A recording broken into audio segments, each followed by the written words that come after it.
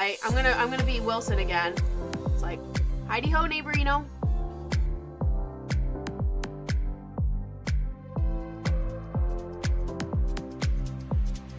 Make this one with a pair of underwear I have, and then there's a Hello Kitty poking her head out of one of them. It's super silly and super adorable at the same time.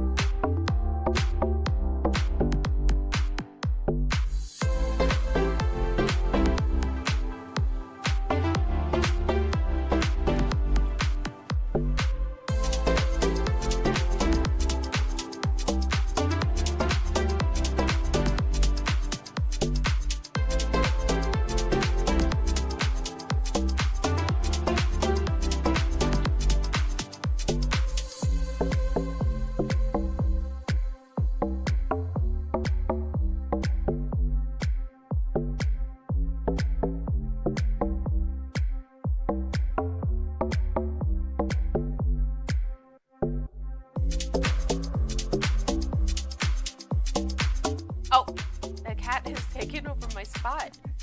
Oh, hey, Gabby. Yeah.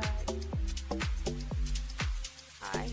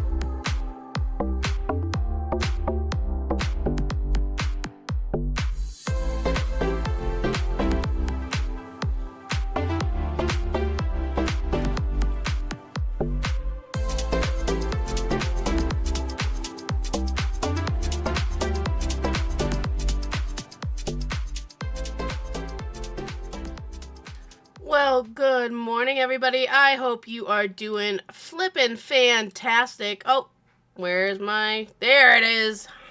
Good morning, everybody.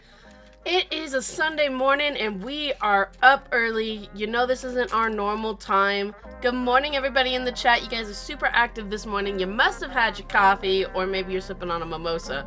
Man, I wish I could be a fancy bitch and have a mimosa, like, every weekend. That would be really nice. But I have my coffee. It's almost empty. I might have to get another one.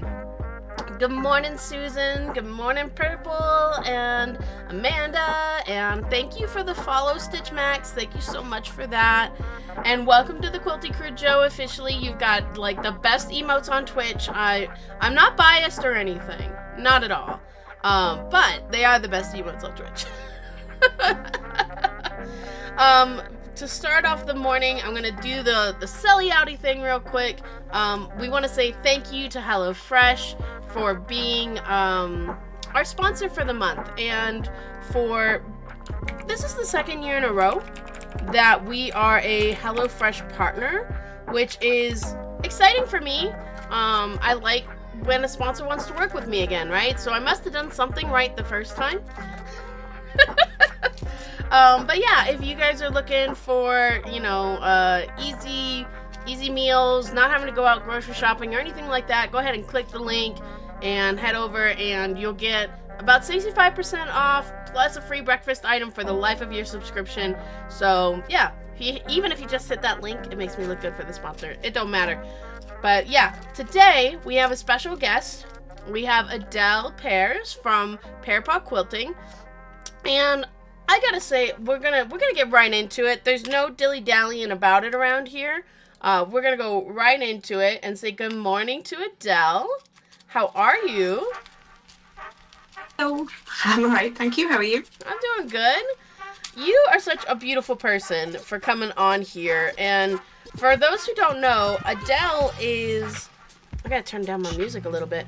Adelle is in the UK, and she is... You're like 6 hours ahead of me, right? Either 5 or 6. Yeah, I forget. Well, I forget. I'm useless. Shut the fuck up. I can cuss on here, okay? This is my channel. I can say whatever the hell I want. But what time is it for you? It is 10 a.m. for me. Oh, okay, so yeah, 7 hours. 7 hours. So thank you so much for coming onto the stream, because it's evening for you, right? You're in the middle of dinner and all that? Yeah, getting there. It's dark, but yes, thank you for having me. Well, Adelle and I are friends for almost 2 years now, right?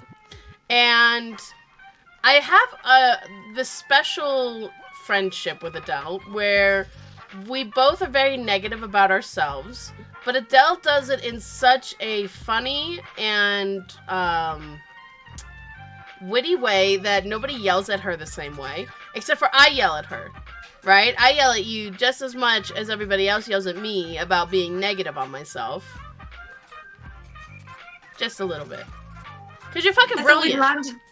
I thought we landed on it being aggressive encouragement. It is! Aggressive encouragement! Hashtag t-shirt coming soon, okay? Cheese and crackers. But yeah, so we're aggressive encouragers. And Adelle, you are the designer of the new... block for this week. Well, it's the end of this week, but the Blooming Dresdens. What made you want to design a Dresden block? Well, when we were talking about skill building, I suppose it was one of those ones that came up as being an option. And I don't do an awful lot of them. Is one of the honest answers. So I thought it would be an interesting thing to try and do. Yeah. And it's pushed a lot of skills for me as well. Because I've never tried to design a template that needs to be printed off at the right size. So there were a lot of challenges involved. But I thought it was pretty. And obviously it shows off the fabric really nicely. It does. And I worked through a few different things to wind up with what there was, but I think it's a nice balance between a skill that people are aware of but haven't necessarily made.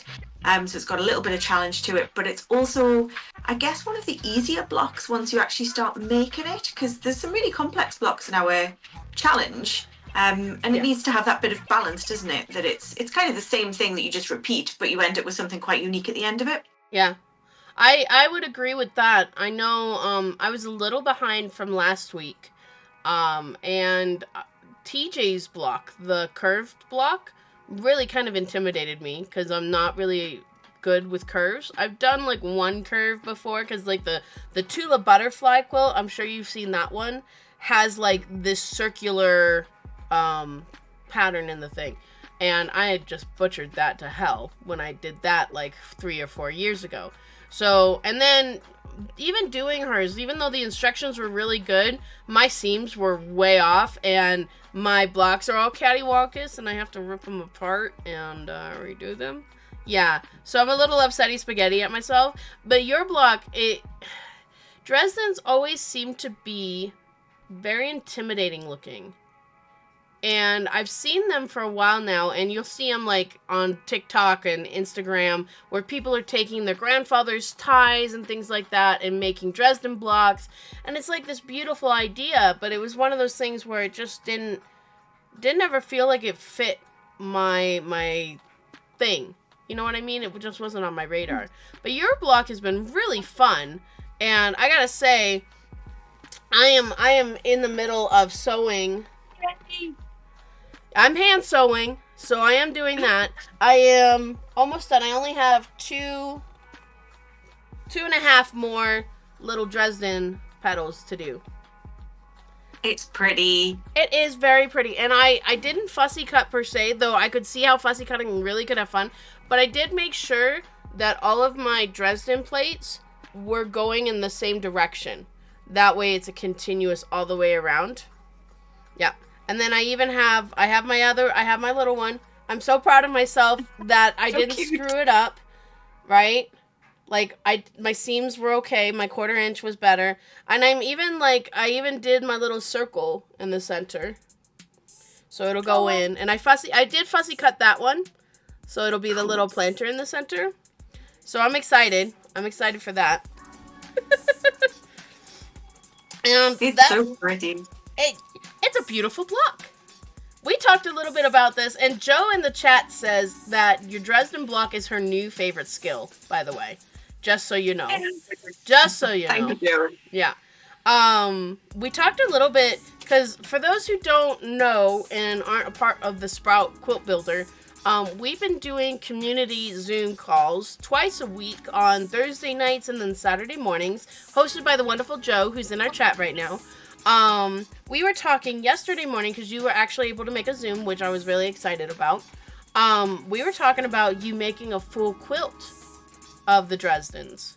And because you were I'm trying not to cuss as much, but you can't stop me from cussing.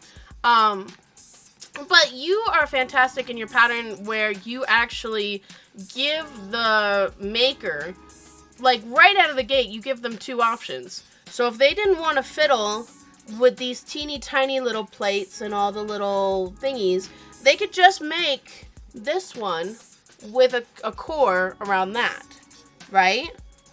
Yeah. And, I mean, right off the bat, you've got a full quilt pattern right there.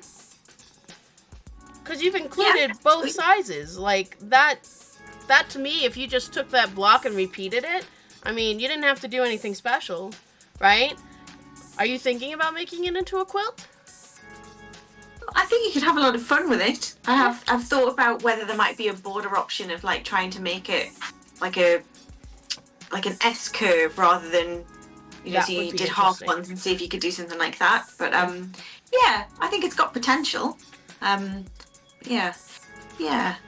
Well, and then the other thing we brought up on Saturday morning, and I left the call on Saturday and my brain got really obsessed. Okay, like super obsessed about the block you had started designing for this challenge, but decided, no, I'm going to shelve that project. And guys, it is a phoenix. Using the Dresdens for feathers. And they're absolutely stunning, right? But so my brain just couldn't stop. It just kept thinking about this phoenix and how having like 3 different sizes of the Dresdens and them all layered on top for feathers and how I have not stopped thinking about and this. now Joe's started adding in a third 3D element to it. You know, yeah, you she could have a lot started of fun with that stuffing as well, it. couldn't you? So Yeah. you could easily trapunto and have fun with it. Like, holy crap. It's definitely something that I'd like to develop, but it started to feel really complicated, and with a deadline coming, I had a little breakdown and thought, no, I'm going to put that away.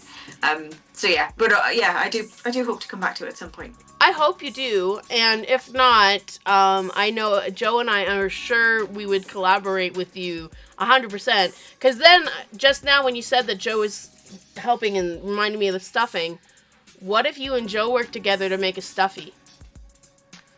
Because you could easily stuff those feathers and make them double-sided or something, and make a little stuffed phoenix. Holy crap on a cracker! How freaking awesome would that be? Little Adelle phoenixes everywhere? See, in my head, though, I never do little things, I only do massive things. Well, and definitely, if you did, so... Okay, this is my brain that won't stop thinking, because it just keeps thinking of the designing. So you could do the phoenix as a big centerpiece for your Dresden block quilt. So it doesn't have to be a tiny little thing like the shit I do. You could do this massive, beautiful Dresden phoenix soaring into this, Yeah, that's what it is in my mind, and yeah, maybe one day I'll be able to actually get that out as a printable pattern. But yeah, we'll see. I have complete faith in you.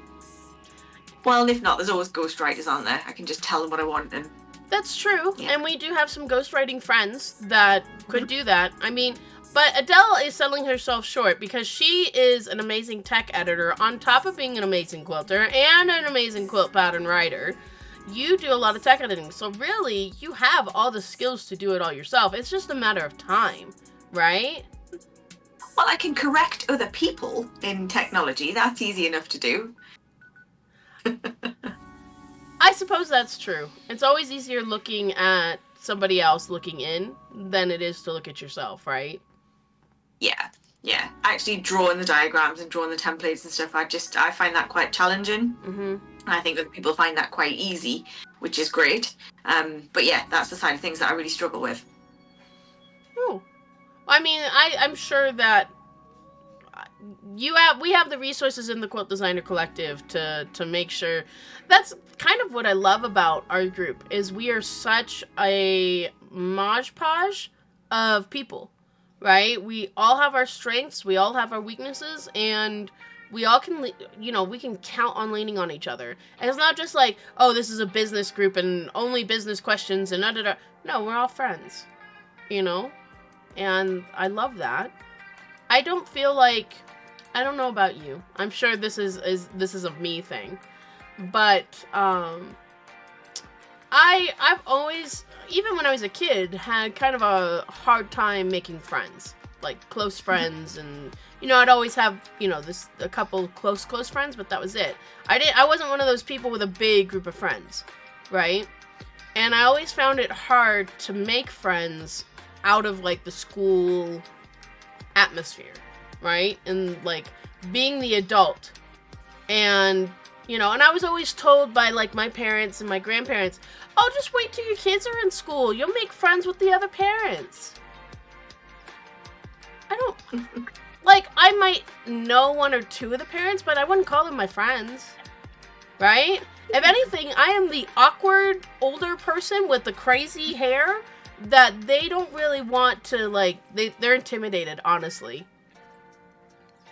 Yeah, well, you need to have something to build a friendship on, don't you? And I'm sure having kids around the same age, you'll have similar interests, but yeah, it is different. It's a different dynamic, isn't it? When we all come from different backgrounds, but we all share, a strong passion for quilting, but in all slightly different areas, as you say, which is really interesting. And we can all complement each other. And it's nice that there's no competition there, and everyone's really willing to help each other out. And we all celebrate each other's successes. Well, and I think it's more than that with our quilting group, because, like, for example, the couple adults that I know that I would say are, like, acquaintances, they're into D&D and other nerdy things like I am. Our personalities just don't mesh, right? There's just something, the universe smiled upon our group and said, yeah, I'm going to get these people together and create something magical. That's what it really feels like sometimes. Because, like, in all like mathematical equations, we shouldn't work, right? Yeah, it's definitely the best thing that came out of doing that class.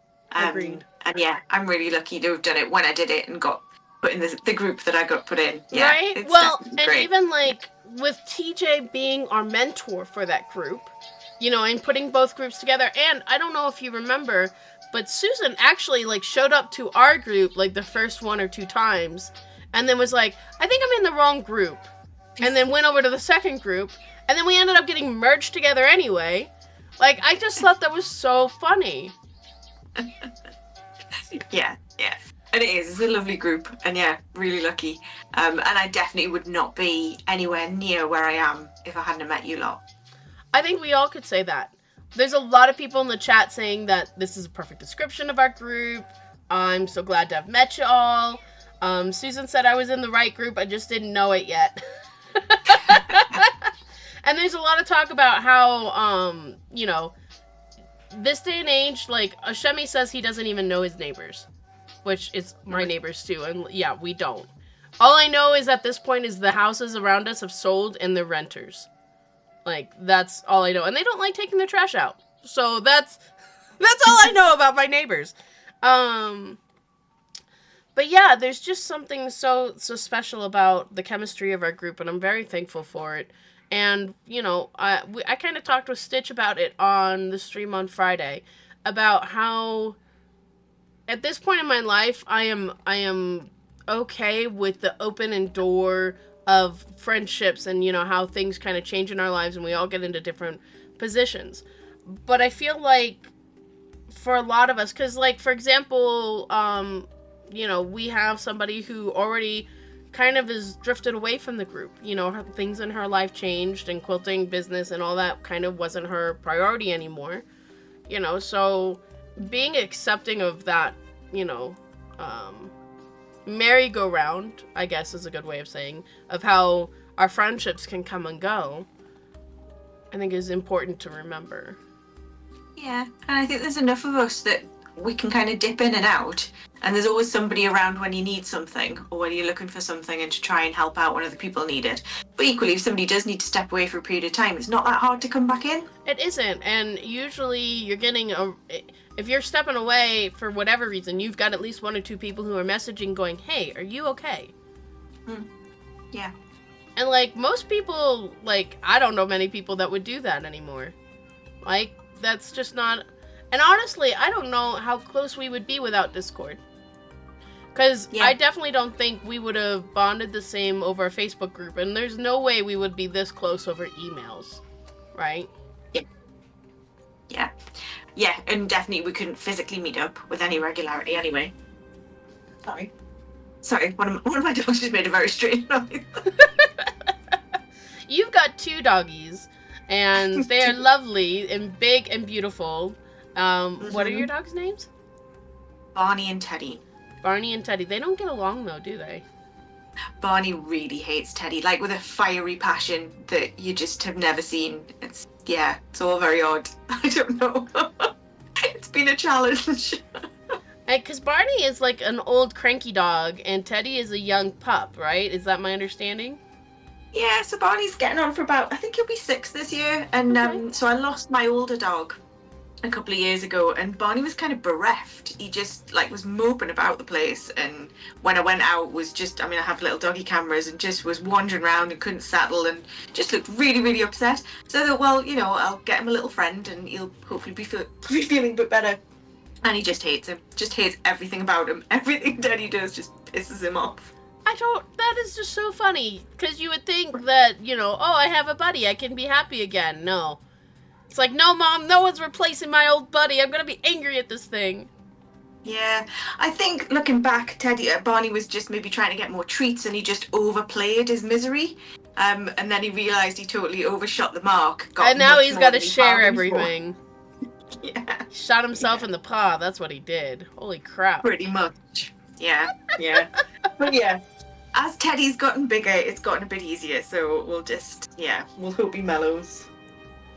Yeah, that kind of happens with dogs as they get older. Animals in general as they get older, right? They kind of mellow out a little bit. Yeah, because you're a cat household, aren't you? Yes, technically. I'm not a cat person, though. I'll tell you that. Okay. I'm a dog person. Before I moved out to Colorado, I had a toy fox terrier named Toby. Oh. Yeah, he was a good pup. I loved him very much. We named him Birth Control. Well, he wasn't named. He was nicknamed Birth Control because he always had to be in between my legs, whether I was sitting on the couch or in bed. And he was a burrower. You know what I mean? And so, yeah, that's definitely that. And we called him Toburrito because he would burrow and then he would just stick his little nose and eyes out. It was the cutest little thing, and he was such a good dog. But it's so funny how personalities can change. He was, we had a bad neighbor who had a really big dog. I can't remember what it was, and then 2 little dogs, and they broke out of their house. That was our neighbor, and it was the middle of winter. My ex-husband was walking our dog, and he's just this little thing, and it was icy, and those dogs bum rushed him and pinned him on his back and was attacking him. And, my ex-husband, had cuts and bites all of his arm trying to break up this thing. And ever since that incident, Toby's attitude kind of changed because we took him to the vet, but the vet couldn't find anything wrong, but there was something that happened with his haunches. So every winter, it would flare up and he'd get really angry and he became very aggressive. Oh. And we kept him for a very long time, you know, and it just got to the point as he got older that he just was always like, he would start snarling at you for no reason. And it was like, well, we can't do this. I have a 3-year-old in the house, a little, you know. But he was a good dog. I miss him. Oh. But yeah, That's we really have a sad. cat now, and she is 17. Yeah, that's fun. She's a sweet cat, though. She's very loving, and she'll sit on your lap and let you pet her and all that kind of stuff. And yeah, she even deals with my son, who's 3.5 now, who's just loud and, you know, he wants to pet the cat, but he also wants to like run at her, you know, that kind of thing. It'll be keeping her young. That's why, you know, she's still there at 17. Maybe, but you can tell when she's just had enough. And she knows that we are very particular about my son getting any closer to her. Like, because sometimes he'll be a little too aggressive and he'll push her off the couch. Or he'll try and, like, kind of whack her a little bit. Right? Because he's a very aggressive little 3-year-old. And so she meows and then we run over and, like, it's like, you know, discipline and all that other stuff. But sometimes, when she's feeling sassy, he'll just be walking in the same room and she'll make that meow. And we'll rush over, and then we look at her, and she's just looking at us like, aren't you going to do anything? He didn't do anything, but aren't you going to do something? I'm like, you little shit. Yeah, we are definitely trained by our pets instead of the other way around. Yeah. Yeah. Barney's a planner. He's got a strategy. Does he? Yeah. It's not working out for him because he got Teddy, huh? This is true. Yeah. So, you are a quilt designer and a quilt maker. What do you have on your horizon as far as what the year holds for you? Are you releasing patterns this year? Yeah, so well, I hope so. I've got one that's I'm just making a second version of to check that the smaller size works out okay, and then hopefully I'll be able to release that over the next couple of months. And I'm hoping to start putting some maybe some classes on as well about a few different bits and pieces. So I was going to plan to maybe do a bigger FPP project as an FPP kind of tutorial. Paper piecing, yeah. Yeah, and then maybe some long arming stuff as well. Yeah, because you're a big FPP person, right? Like, you were really going gung-ho with legit kits when all of that kind of happened. And now, there's like an open market where you're at, right? Because legit kits, you can't get it online anymore, and as far as we know, they're not really shipping much to the UK, so you could definitely step into that realm if you needed. It's well, they do ship internationally. It's just that it's so expensive. It's like double the price, and their patterns are not expensive to start with. Yeah. So yeah, it's just not worth getting them shipped. And then their plan for the UK, sorry, I'm just going to slag off legit kits for a little while now. In the nicest possible way. Their plan for the UK was that apparently a woman was there at Quilt Market last year and came home with a suitcase full of patterns that she hopes to be able to kit and release at our quilt show, which is in August, September this year. So like a year later, you might be able to get some quilt kits from her in the UK, and you're just like, that's not really a plan. But yeah. So yeah, there is definitely room for that. But I just think it's a skill that that you can get a lot of accuracy out of without necessarily. I'm not an accurate sewer, if I'm honest. A lot of the blocks that are in the quilt I've struggled with because I don't necessarily, I'm not that accurate when, my 1/4 inch isn't always a 1/4 inch. I don't always stop exactly where I need to stop. But yeah, I think that with FPP you can achieve just about anything, and it's really not hard, but it sounds really intimidating and it looks intimidating. So yeah, I think there would maybe be some opportunity to try and help people make it feel a little bit more achievable. Yeah, because we have people in the chat.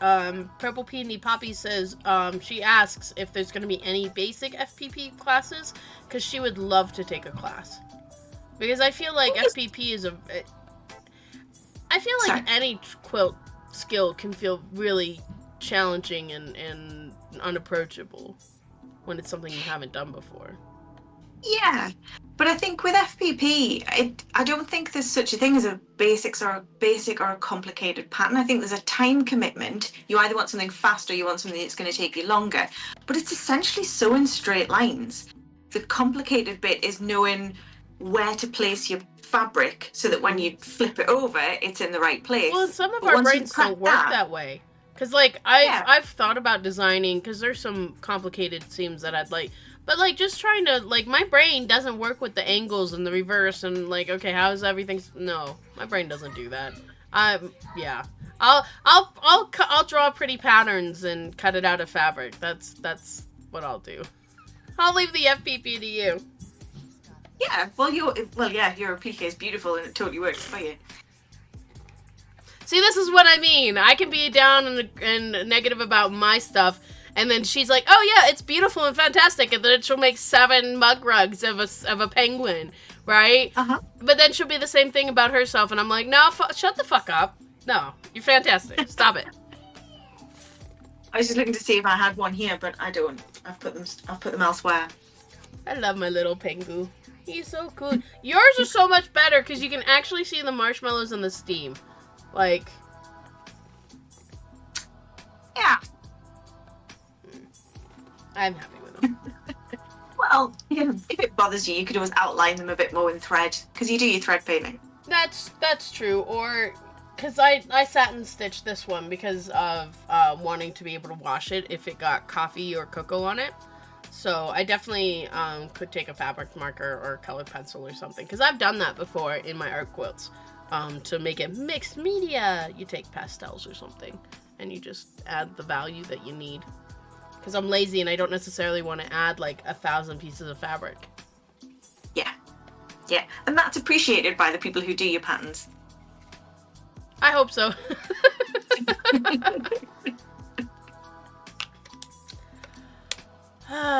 So what is on the horizon? You want to make classes and things like that, and you just recently got your website up, which is exciting. Yes, and another test of my IT skills. But yes, I think you did fucking fantastic. It looks great. Well, it's certainly up and running. Let's hope there are never any problems with it, because I have no idea what to do. But yeah, it's up. And I'm hoping, I am starting to long arm for hire as well. So there's that. I should be getting a computerized machine later in the year. Okay. I just need somewhere to put it, which, is just a little detail. And then, hopefully that side of things will start making some money, and then, we can just keep going from there, and hopefully the goal is to quit your day job, right? But you're a doctor, aren't you? Like, that's my understanding, right? Yeah. You're a big brain. Like, not everybody can be a doctor. Like, that's a big deal. I don't know. I think it's like everything else. I think it's just applying yourself in the right way, isn't it? It's just full of shit. No, it is. It is. I mean, it's not. There is nothing hard in anything, really, is it? It's just being able to sit down, because you do all sorts of computer stuff that is like a different language. Well, it's literally a different language to what I would be able to speak. But it's the time and sitting down, and it's putting the effort in, it's learning it, it's doing it. I would disagree to a certain extent, because I think it's all relative from our point of view, right? And all of our brains work differently, right? So yeah, maybe I know a little bit more technology than you, because I've spent the last 7-8 years forcing myself to learn it. But at the same respect, for example, Oshemi, who fixed some stuff on Discord before we got started, even though I'm familiar with Discord and all that, there's still some things that just feel too intimidating.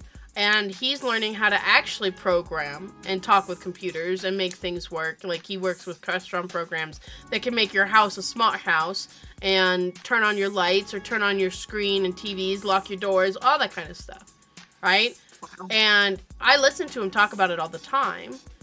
And I can follow along, but my brain doesn't work mathematically like that.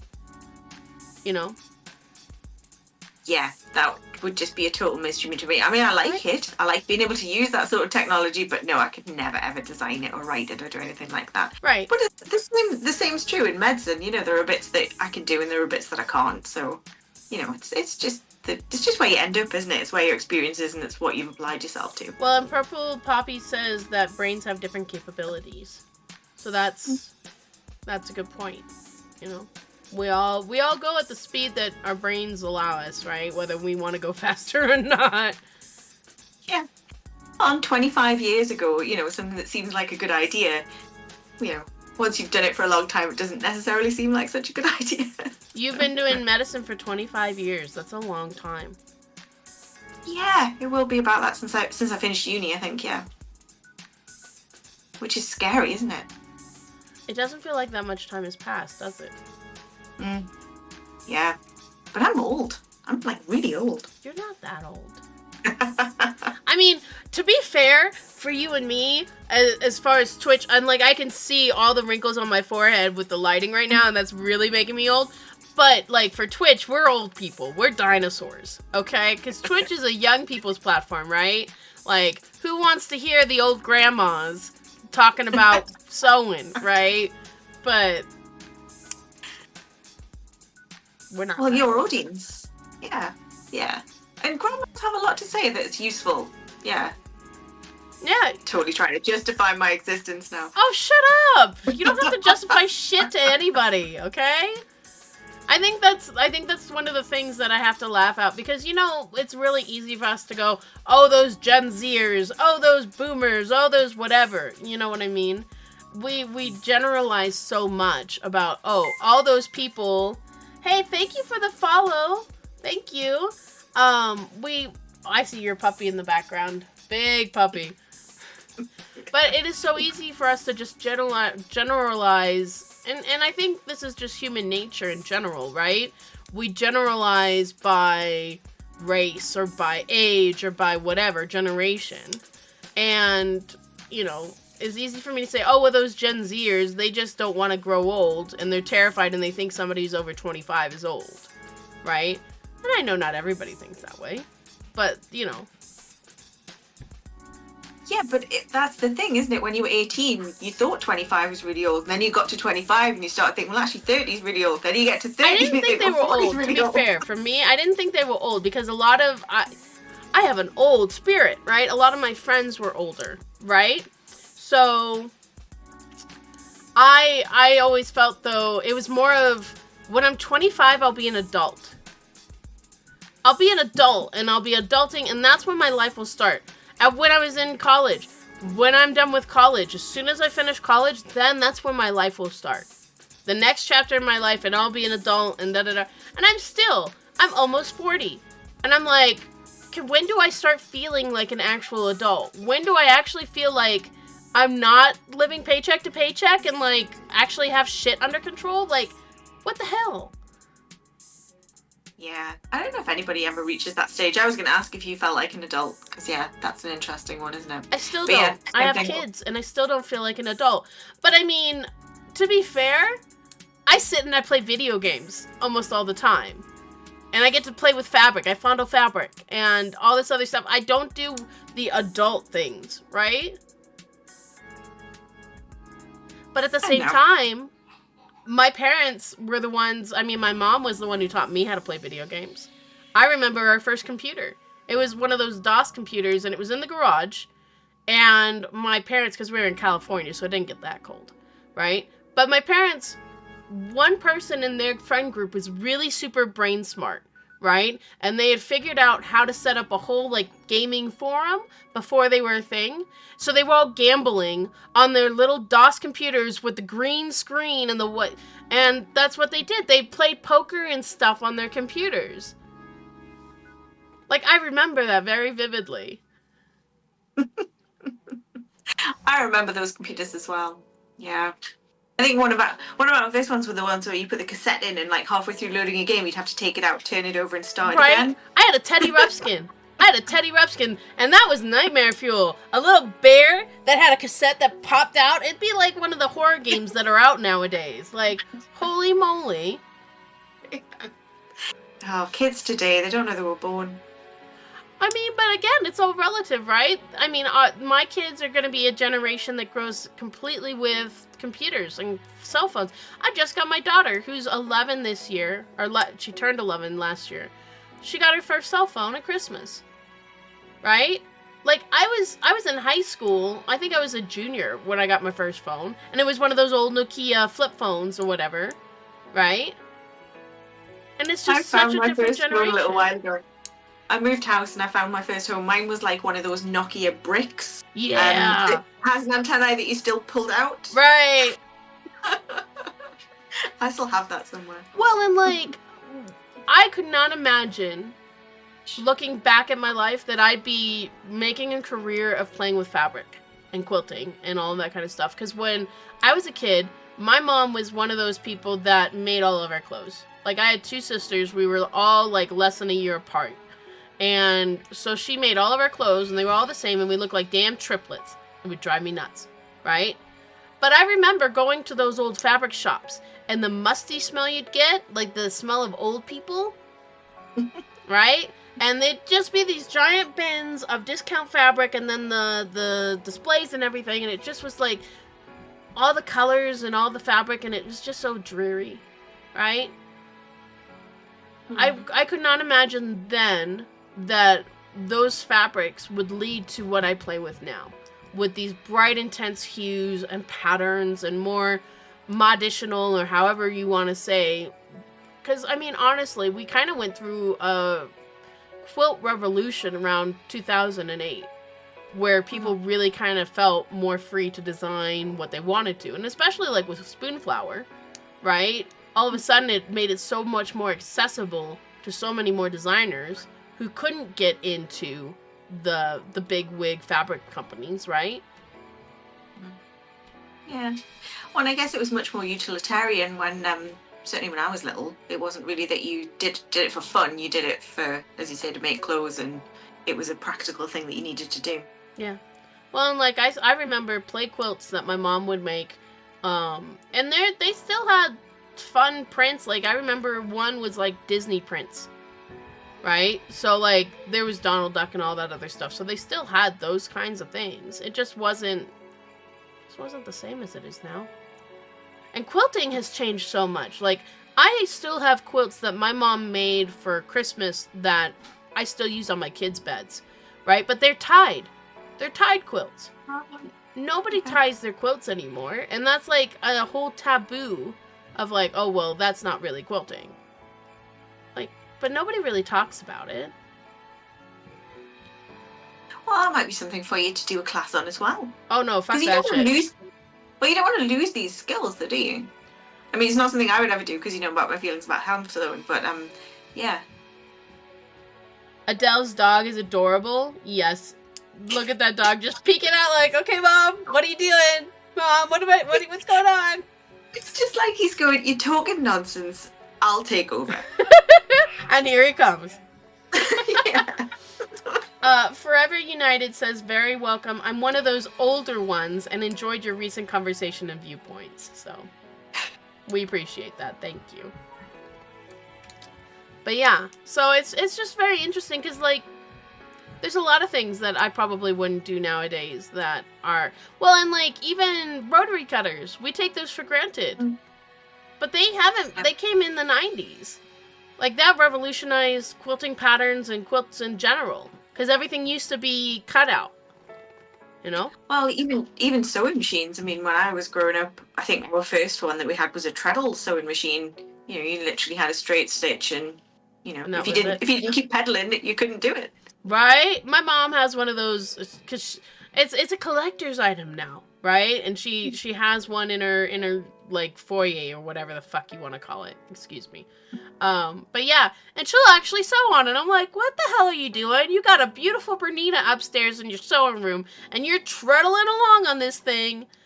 Oh, but it's so fun, and it's so different. I'm like, okay, all right, whatever you say. Yeah. Although we did have a power cut a couple of years ago that lasted about 4 days, I think, and I did wish that I had a treadle sewing machine then. Yeah, I could see that.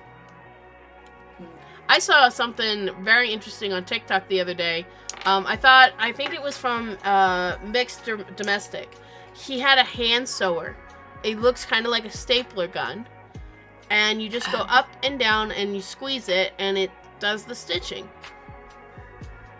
Yeah, I think I saw something about that because people like take them on holiday and stuff in case they need to make repairs, don't they? But I've never seen one work. No, I hadn't either. I'd never even heard of it before. And it was like, okay. Something for everybody, right? Yeah. Yeah. Struggle to see what other applications there would be for that, but yeah. I mean, if you just need a straight stitch and you're out in the hike, I guess, right? Mm-hmm. Chat, if you guys have any questions for our lovely Adele, feel free to put them in the chat. I think I forgot to say that earlier, but we are taking questions, so you don't have to necessarily listen to us rattle on and on about everything that we want to talk about. If you have a pressing question, then we're more than happy to answer it. Now, one thing that I find interesting, and you know that I kind of had plans to kind of break into the UK market. And those kind of plans, I think, have fallen through at this point, which is okay. Everything happens when it needs to. But from your point of view, because for me, I've always heard that quilting isn't really that big in Europe as a whole, because people's places are smaller than in the Americas. And, you know, so you don't need like 5-10 bed quilts, right? Mm-hmm. Yeah, but I don't need as many quilts as I have. I have them because they're pretty, and because I enjoy the process. And I think maybe that's one of the opportunities at the moment that, you know, things like long arming potentially is going to get bigger because people are making the quilts, but we're behind. You know, in the US, I think more and more people are getting long arms for hobbies, whereas it's not necessarily the case here. I believe it's a growing market, but yeah, we are definitely behind, and we're just smaller as well, so we're never going to be as huge. But there are more and more quilt shows that are happening. God, there's one that's only like 60 miles away from where I live, and I never knew it happened until just now. Wow. So yeah, I'll hopefully get to that later on this year. But yeah, I think it's getting bigger, and I think more and more people quilt, and I think COVID definitely made a bit of a shift as well. People started doing more hobbies, and it became a lot bigger, and it's become a bit of a younger person's game as well, hasn't it? Because as you say, traditionally it would have been known as like a granny kind of thing to do, but I think it is definitely catching on in younger people. I sure hope so. Yeah. So yeah, I'm kind of banking on it being a growing business, to be honest. Right. And that's kind of my thing too, is when you say that a younger generation's coming in, you know, it's one of those things where even though a younger generation is getting interested, I don't think the industry as a whole is capitalizing on that. Right? And in one respect, like, you have companies like Bernina actually stepping in and like having cosplayers as their ambassadors for their machines. Like, that is a very young audience that is doing that, but there's still a legitimately large audience that spends thousands on materials and fabrics to make their costumes and things. But you still, most people's demographic, like their avatar consumer, is a 62-year-old woman, right? They're not looking to reach out to a younger audience that doesn't really have the same disposable income necessarily. So I think that's something that needs to be pivoted and needs to be more welcoming in general. And that's why I like streaming, because it's typically a younger audience that comes out over here. You know what I mean? Yeah. Well, I think as you talked about with Susan, a lot of the kind of different, maybe younger generations coming through are looking about taking quilting and applying it to something different. Yeah. So in clothes or bags, and you see it coming in different ways rather than just a traditional quilt. Yeah. Well, and it kind of reminds me a little bit of Japanese quilting, because for them, small objects are really huge. So you'll have very elaborate little totes. I'm sorry, I got my so tight that I'm fiddling with.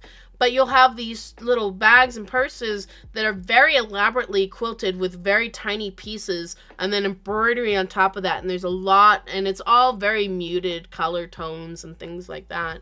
And that's kind of like what they're, because in the same respect, like say in London and stuff, their places are very small, and they don't necessarily have the room for multiple quilts, and that's why I think my wall hangings would work really well in those kinds of markets, because they are small and you can interchange them a lot. We have a couple questions. How long have you both been streaming? Well, so this is Adelle's first time streaming, right? About an hour. Yeah, for an hour. I've been streaming for about 7 years on and off now. Been over here on Twitch, doing the fun sewing stuff and gaming stuff. So, and then Purple asks, how did Adelle get into long arming, and how did she decide on the type of machine? Because we've been talking a lot about long arm machines, because Oshemi, I mean, I'm interested too, but Oshemi's really seriously thinking about getting we went into a whole tangent with Stitch about long arm machines and how to go about it. So, yeah. How did you get into long arming, and how did you decide on your type of machine? I have some issues where I throw myself completely into whatever I happen to be interested in at the time. And sometimes it sticks and sometimes it doesn't. And quilting's really stuck. So I hadn't been quilting for very long at all when I saw a TV demonstration of a long arm machine. And I just thought it was the most amazing thing ever. And then luckily that was just like a month or so before Festival of Quilts. It's in the UK. It's like our biggest quilt show. Yeah. So I went to Birmingham to have a little look at the machines and see what they actually did. And it was a handy quilter machine that I'd seen on TV. So I'd kind of emailed them and they very kindly sent me a ticket to go to Festival of Quilts. So I went down and saw. And I had a look at a couple of the other brands, but I ended up just going with Handy Quilter because they were the ones that I saw. It was the one that I could afford as well, which is always helpful. But it also, I mean, it does everything that I would ever need it to do. And I started off with a 16-inch machine on a 6-foot frame. Wow. And it turns out I just make massive quilts that were never going to work on that size. And it was just really, really frustrating. So I upgraded to a 12-foot frame and a 20-inch machine. But yeah, I just keep on getting bigger and bigger. And I just love it. I love free motion quilting. I love ruler quilting. I just think it's amazing that you can do something that's beautiful and practical. Yeah, and I love the finish. I love the process and I love the finished product. So yeah, I kind of stumbled into it, to be honest. But yeah, Handy Quilter was it was the first machine that I saw. They were the nicest people. And other than that, there didn't seem to be a huge amount between the machines. And at the time it was purely as a hobby. I wasn't thinking about doing it as a business. But actually they are industrial machines. And so my next machine that I'm hopefully getting in a few months' time will also be a Handy Quilter, but with computerization. Yeah. So you really stick by Handy Quilter then? They've kind of won you over. I have that. I tend to be pretty loyal unless there's a reason to go elsewhere, and I've never really had any issues with it. And so it does everything that I need to. I've seen a lot of people who use them for business, and I'm not aware of them being any issue. And again, in the UK, as you say, it's not such a big industry. So Vanina, had a stand at Festival of Quilts as well. I can't remember who the third one was, but there were only 3 companies there with long arms. And I've never seen like Gamel or anything like that. I've never seen anything like that in the UK. Really? Okay. I know they're huge in the US. So yeah, we don't have quite the range. But yeah, I just forget where I was going with that now. As I do, I lost my thread. No, you're good. But yeah.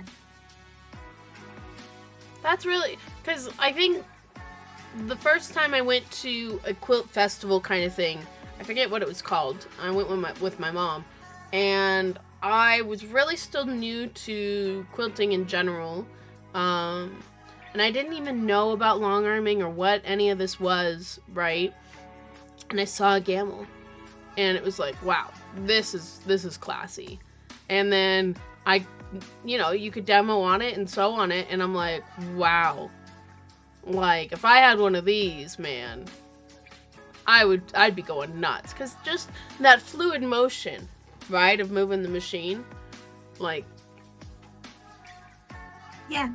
Well, just being able to draw on the fabric, it's just, it's a lot of fun. Yeah, and right now I think with, because I have thought about going with a new domestic machine. And I've been looking, because I have a Janome now, and it's a good machine. And I know they have some really nice top-end models, not as expensive as the Berninas, because Bernina feels like they're the Porsche of the sewing industry, right? But the new Genomes, I think the one I was looking at was like $12,000, $10,000. And it had a stitch regulator for free motion quilting. So if you were doing domestic work, you could have that stitch regulator that the long arms have. And it's like, I would love that. Because I think that's my biggest inconsistency with my thread sketching and my quilting.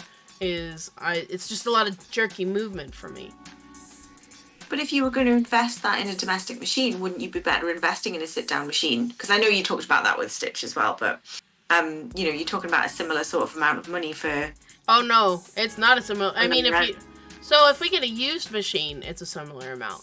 But if we go with a new machine, the new like Anovas that we were talking about, they're anywhere from $35,000 to $45,000.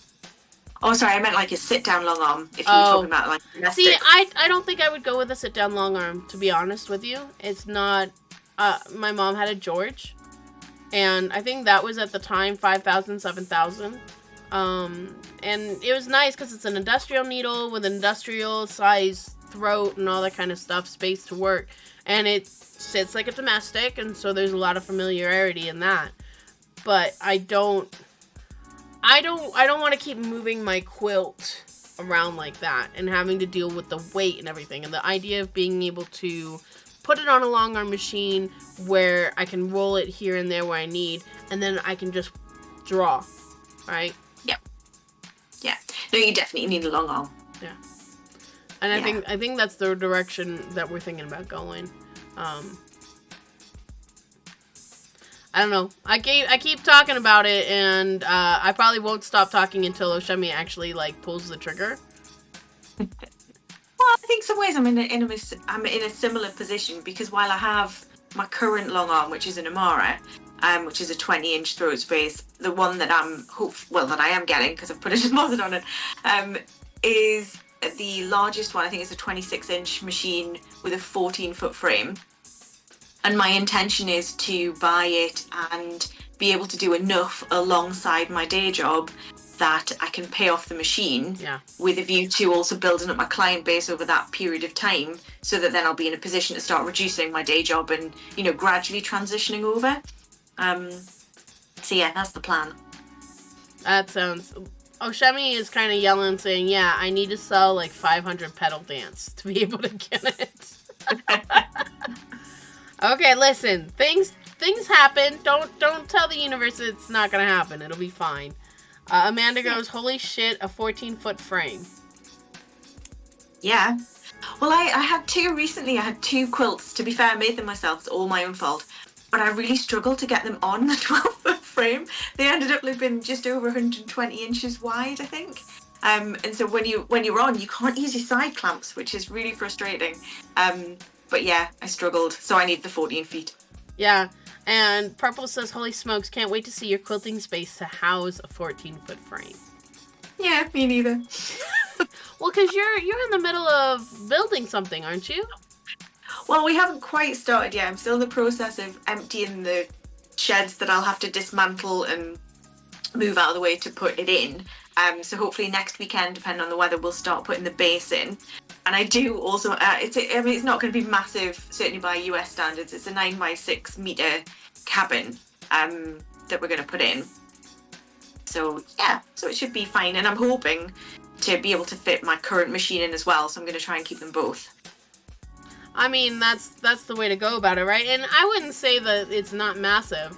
I mean, having that kind of just like an extra cabin, an extra studio space like that, I mean, depending on where you live in the U.S., right? Because like where I'm at here in Colorado, like there's hardly any room in my backyard. There's hardly any space. Like we have a little shed, but it's maybe like 3 foot by like 2 feet or whatever. It's a tiny little thing just to hold, the lawnmower and stuff, right?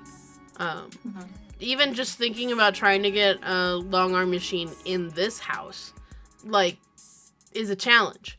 You know, if we got anything too big, I'd have to, like, tear down Oshemi's office space.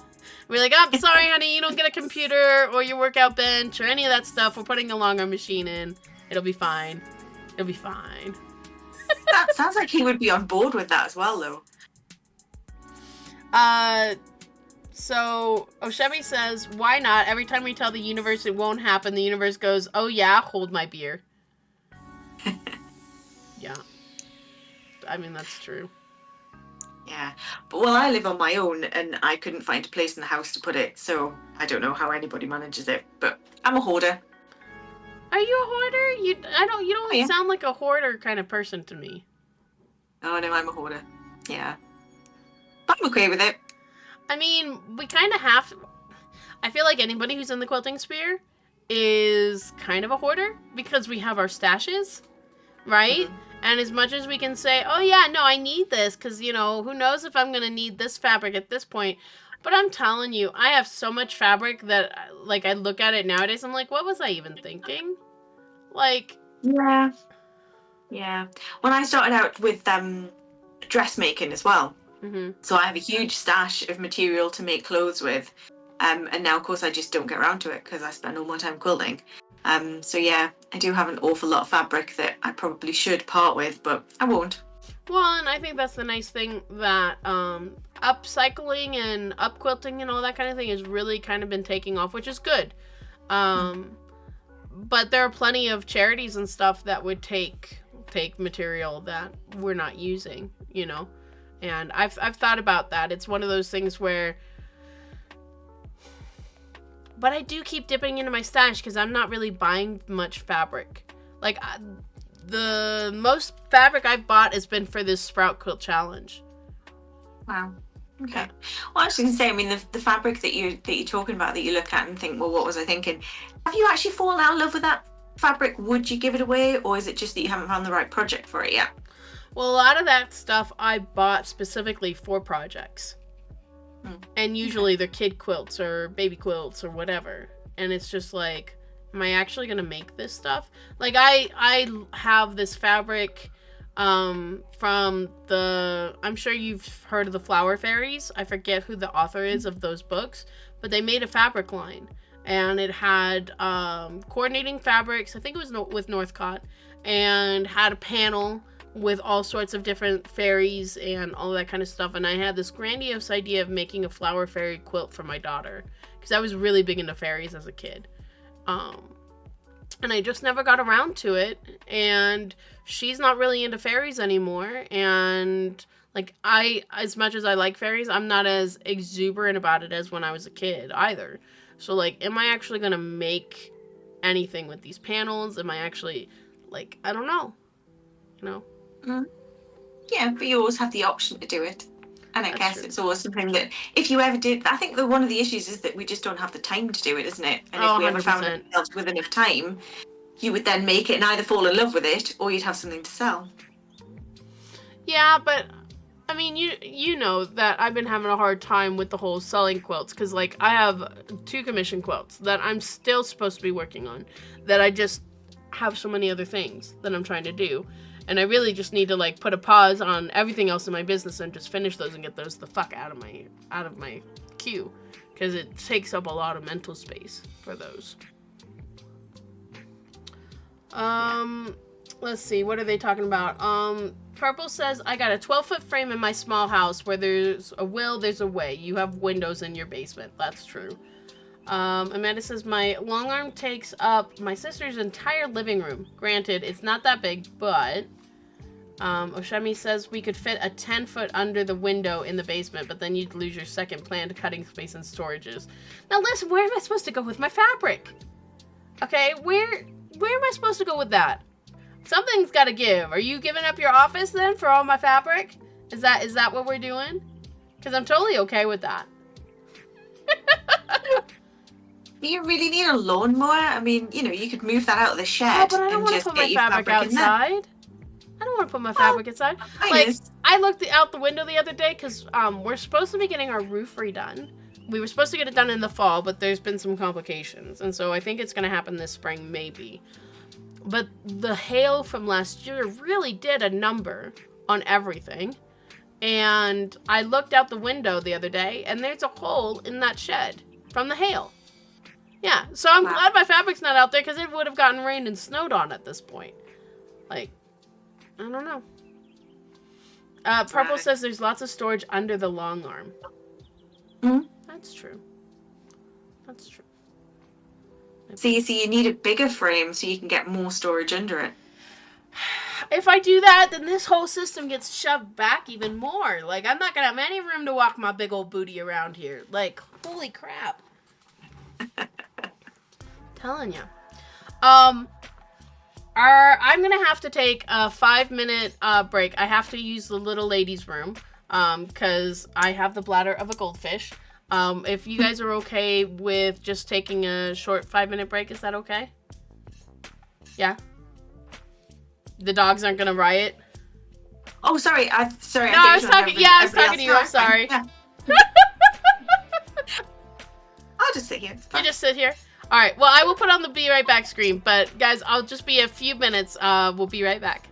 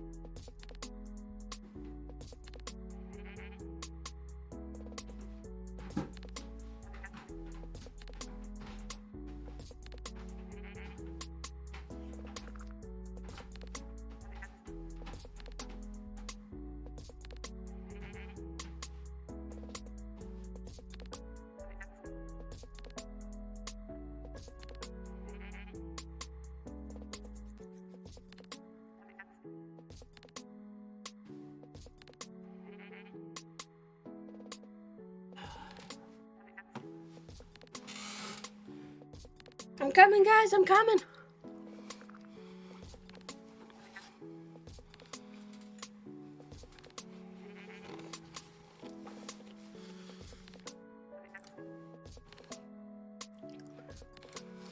Okay, we're back.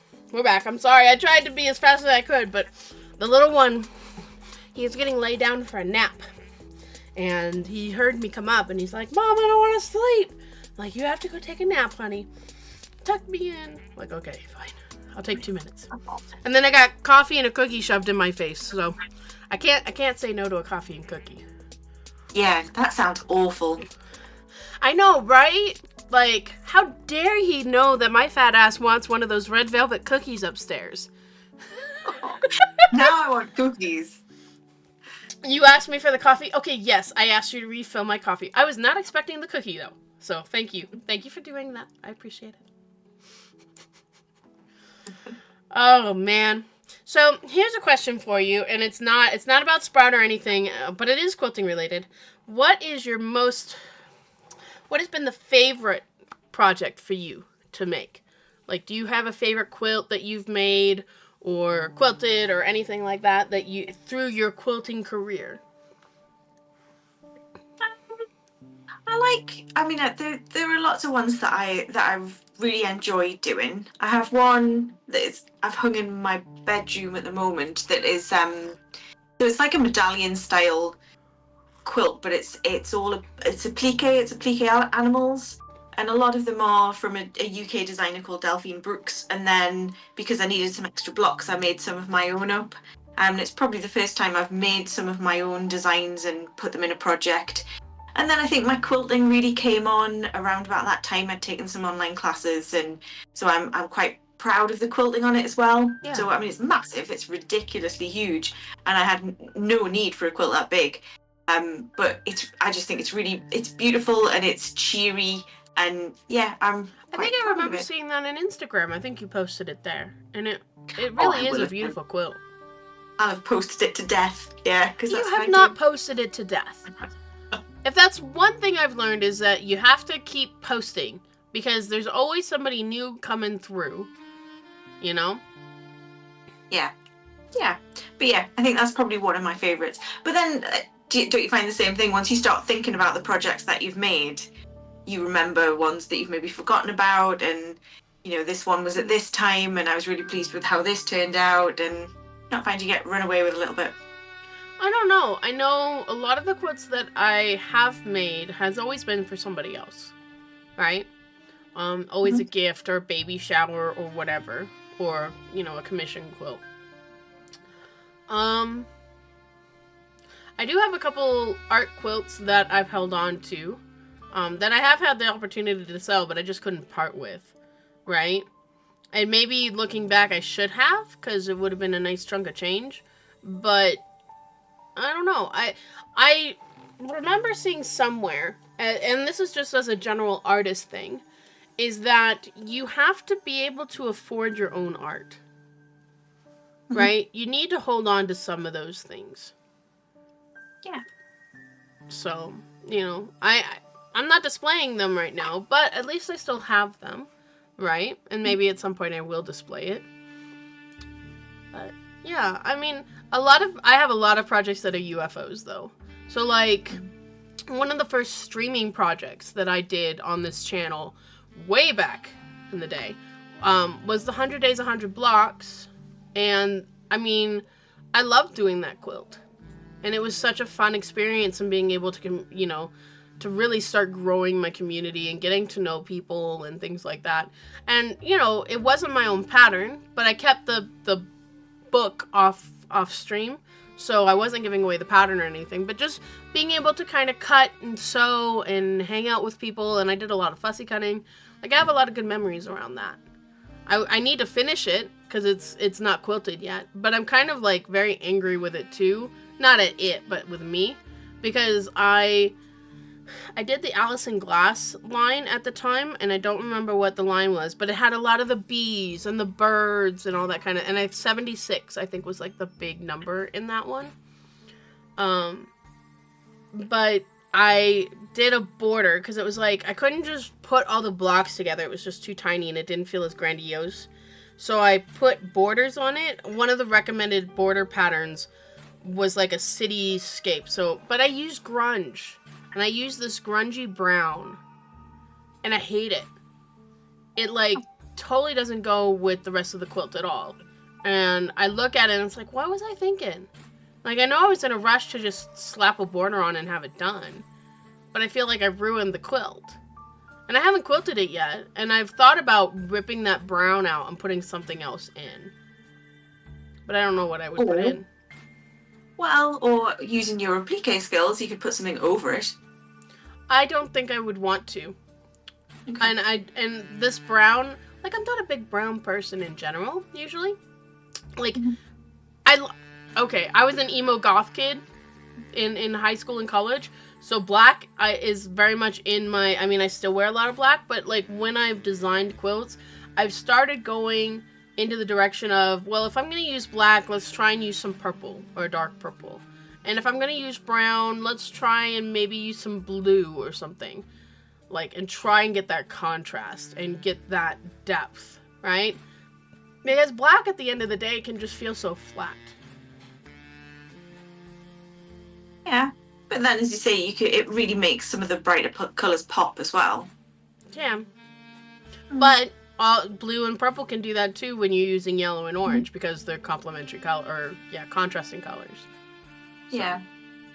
Yeah, but it just sounds like you just need to get the seam ripper out for that one, doesn't it? It does really feel that way, and I feel like that's the direction I'm heading, but, like, I don't have the time.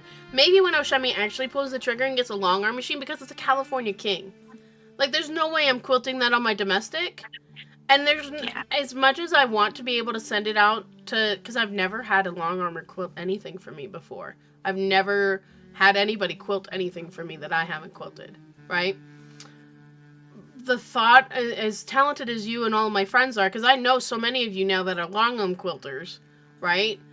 And you guys deserve to be paid what you're paid. Like, no doubt about it. But for me, it's just not in my budget. Yeah. And something like that would probably cost easily $1,200 to $1,400 for, like, a custom quilting job, if not more. Mm-hmm. Yeah. Well, it's the scary thing about setting up as a long armor, isn't it? Which is part of what you'll be thinking about. Because I'm doing exactly the same. I'm investing all this money in this huge machine. And what if nobody sends me any quilts? Except for, I think you're in a very different position, though, because you have a community that you've built around seeing your beautiful feather work and your free motion. Now, see, I am not planning on, like, doing free motion quilting for sale. Oshemi's planning on doing edge to edge, right? Completely different business model. So that's why, you know, he's been talking a lot to Stitch, because that's like her business model. And, you know, okay, how many quilts a week do we have to do to make a payment? Right? That kind of thing. Purple says they will come to you. Your work is amazing. Thank you. That's from one long armor to another, so don't even... You will be so busy you won't have time for quilting, she says. Well, but the problem is that, I mean, I will be going edge to edge because, as you say, free motion quilting, to do a custom quilt, I will never charge what I should charge, and I know that. Why? Yeah, I know that. I know, because I don't think anybody would ever pay it. You won't know until you put it out there. Money. Yeah, but I think being able to offer edge to edge computerized as well, I'll still have the option. That's why I'm trying to keep a hold of that's why I'm keeping a hold of my current long arm as well, so I can offer both. Yeah. But I suspect the edge to edge will be far more popular than custom quilting will be. I think edge to edge will be more popular with people that don't know your work when you're getting new customers. I think people who have seen the kind of custom work you do online and as you put things out there, they're gonna want you. You know what I mean? It'll be like with Angela Walters. That I intend to charge in the longer run. I think that'll drop off. You can do custom with a computerized machine, says Purple. No, yeah, and she's got some crazy skills using her software. That's all a mystery to me at the moment, but eventually I hope to be able to do that. I think it's going to be amazing. Just me, putting it out into the universe. I think you're gonna be busier than you think. Hope so. I know so. Because I mean, it would be nice, wouldn't it, to get up and do something that you look forward to doing. What's funny though is I was hearing somebody talk about burnout yesterday on another stream, and they were asking the streamer how to battle burnout, how to avoid that. And I think the streamer said something along the lines of like, do what you love. And at the same time, like, that's not true. Just because I'm doing what I love, like, I really love what I'm doing right now. I'm really thankful that I'm getting to do something that I've wanted to do for over a decade, right? I'm still battling burnout, though, because if you don't give yourself a proper break and you just keep going and pushing, even what you love can get tedious and tiresome, right? Yeah. Well, and it's one of the difficulties that's talked about as well in the crafting community, isn't it? It's getting paid what you deserve to be paid for the amount of hours. And certainly for patterns and things like that, that's really difficult because you can't really factor in how much work has gone into a pattern when you're pricing it. It's really hard. Especially when you're starting out. I think that's one of the biggest things. And like, I go to a lot of different like business Zoom meetings and things like that for like, the Craft Industry Alliance and all that other stuff. They host webinars and things. And there's one person who's been hosting a lot of these meetings for like business quiltpreneurs. He's not napping. No, he's not. I'm sorry if that's coming through. He is very much battling his nap. Oh, Shemi, the battle, I think, is lost. I think you need to surrender at this point. Poor guy. Yeah, he doesn't like napping when everybody's home. Because it's just too much activity, But, back to what I was talking about with the pattern stuff. She's been in business for 6 or 7 years, almost a decade now. And she was saying how her patterns only cost her 25 cents or something like that. Something crazy. And I'm like, how in the hell are your patterns only costing, like, it's only costing you 25 cents to produce your patterns? Like, I get that she's not doing applique, but she's doing printed, right? But, like, how are you factoring that in? Like, the amount of sales she must get, the amount she prints, must really be astronomical for her to get such a good deal on her printing, right? And she is somebody who's selling patterns all over the country and I think across the seas, you know what I mean? But for me, like the idea of there's no way I could even really get any of my specific patterns down that low just because, sure, if I order my booklets at a larger quantity, that'll go down. But my blueprint printing for my inserts will never go down. Well, it doesn't factor in everything else, like the money that you pay for the software that you need to use and the amount of time it's taken you to do it and the materials that have taken into account to draw up your samples and everything else. Well, if we were better about documenting our timing and what goes into what, but like I'm terrible at that. Yeah. And I think it's an impossible entity to draw into pricing something as well, though, isn't it? Because you can't plan with something like a pattern that you're going to sell X number of them to give yourself an hourly wage. It's just impossible. Well, especially not at early stages. I mean, maybe later when I know I can count on, okay, I'm going to drop a pattern and I know 10 shops for sure are going to buy my pattern at 10 each, right? Then maybe I can, quantify, right? But like, I'm not at that point.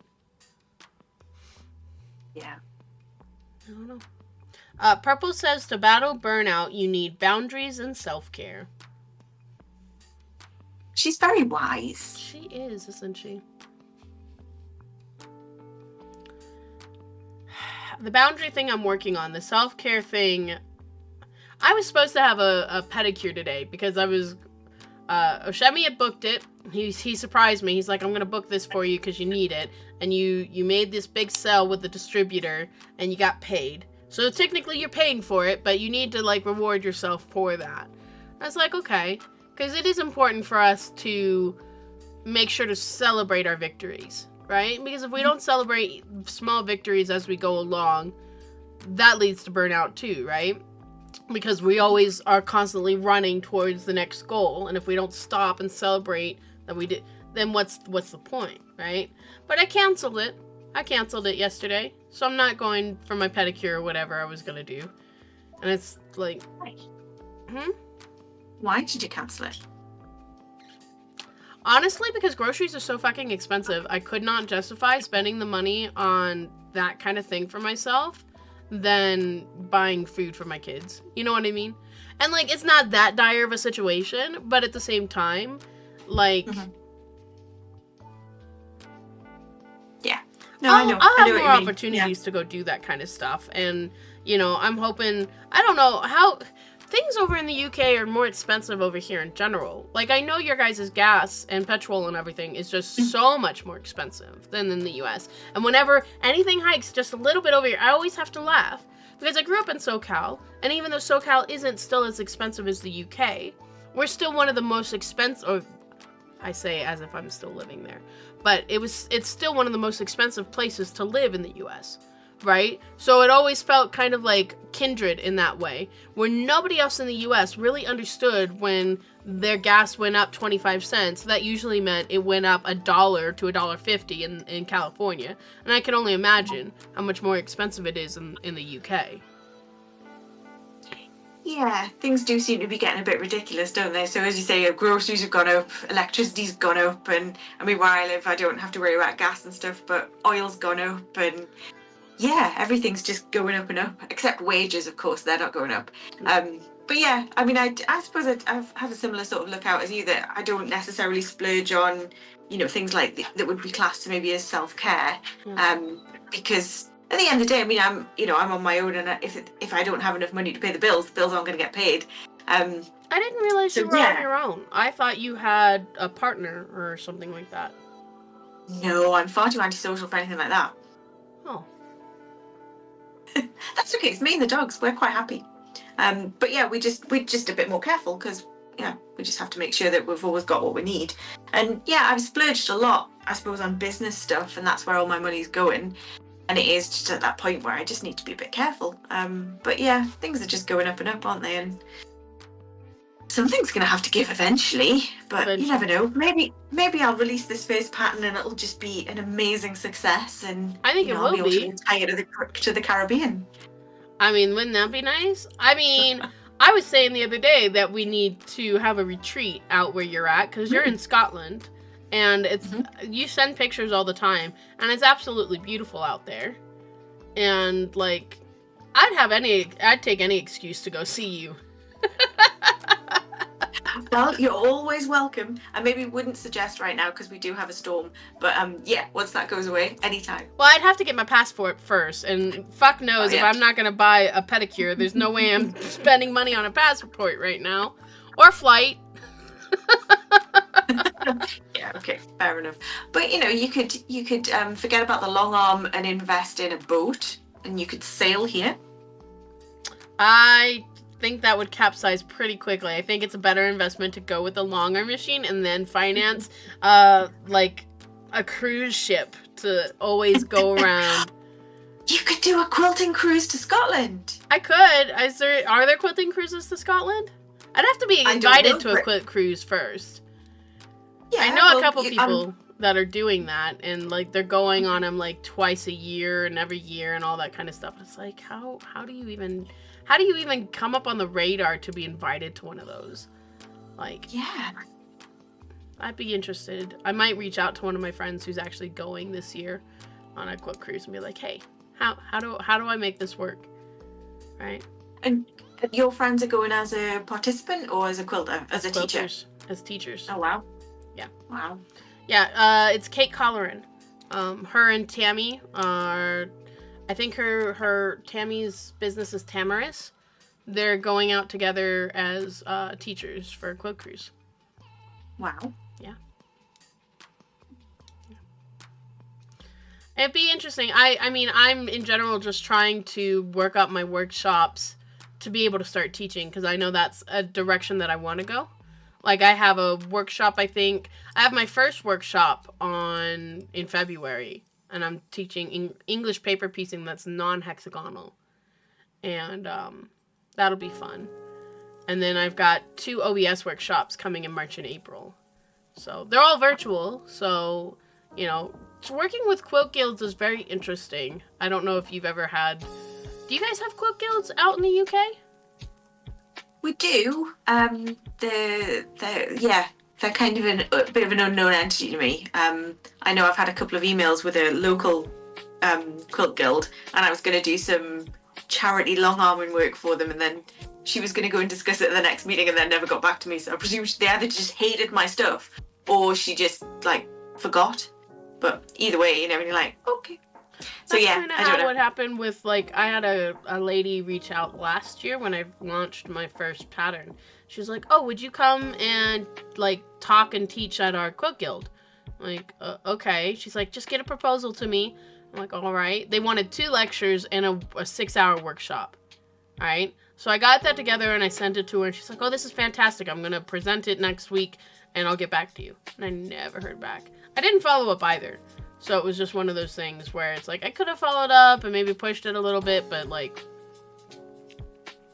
Joe says, I think a 2025 summer quilt retreat cruise into Scotland is in order. So I guess you're going to have to build that cabin for your long arm a little bit bigger so we can do retreats, I guess. Well, I'm afraid that's on order now, so we'll have to talk about extensions later. But yeah, I feel like quilt guilds are a funny thing because, you know, we talk about like what's normal for charging for workshops and things, and then when you present that to guilds, they either are fine with it because they've got a giant budget or not, right? Like, I have one quilt guild that I used to be a part of when I lived in Pennsylvania, and my mom's like, oh yeah, you should come out and talk and do all this other stuff. I'm like, yeah, but this is my rate. You're more than welcome to propose it to them. She's like, oh, there's no way they'd ever do that. They'd pay $50 for a lecture. I'm like, sorry. These are my rates. Yeah. I'm not like, and they're not going to cover my travel expenses or anything. They're going to automatically assume because I used to be part of that guild that I'm just going to do it for them. I'm like, that's not how this works. Well, it's good of you to set those boundaries. That that's your fee and that's your fee. Yeah. I mean, yeah, I get that I'm a smaller designer and, like, just getting my start and stuff, but that doesn't mean I don't deserve to be paid for my time, right? Yeah. And I know I'm not a big name or anything, but those big names are going to charge you a lot more than what, like, I'm charging you. That's for sure. Mm-hmm. Yeah. Somewhere else close by is good too, Joe says. So if we could do one of those fancy, like, glamp things where we rent out a hotel ballroom or whatever, and everybody stays at, like, the 5-star hotel and gets all these posh rooms, and then we just host... We could get the local quilt shop to, like, be a benefactor and set up their sewing machines. That way they could sell the machines. I know, I went to a sewing retreat kind of like that, where the local shop brought in, like, I think it was 500 machines. And then they offered class pricing. Like, it was, like, I think it was only 65% of what the original cost was. And these were really nice Berninas and everything. And, like, it was a great retreat because Tula Pink was there, Sarah Filkey was there, Violet Craft was there, Allison Glass was there, Jetty Baker. It was a lot of big names. And if you bought the machine, all the designers signed it. Wow. So they sold, I think, 90% of their machines. Yeah. Yeah. If I put on a quilt retreat, mine, it's not going to be anything like that. I mean, you don't know, though. It could be. It could be. You've got the Quilt Designers Collective behind you, thank you very much. We have tons of high-class designers. You know, and even the ones that aren't participating in this challenge, we have people that haven't really gotten the shine. So, you got a lot of big names. Thank you very much. We're all very famous and very prosperous quilt designers. Yep, and I look forward to riding on the coattails of all of my powerful friends. Shut the fuck up, woman. Agreeing with you. You're not agreeing with me. You're saying you're going to ride on my coattails, and I'm not fucking here for that. You're an amazing quilter and designer. tech editor, all the things. I think you're amazing. Oh, thank you. I think you're amazing too. Fuck. Yeah, you see? I got it thrown in my face, damn it. Well, if you're going to dish it out, you have to take it as well. I'm not okay with this. I have to be hypocritical, thank you very much. Everybody in the chat is totally down for this, and they say deal. They're all down. They want this. Good.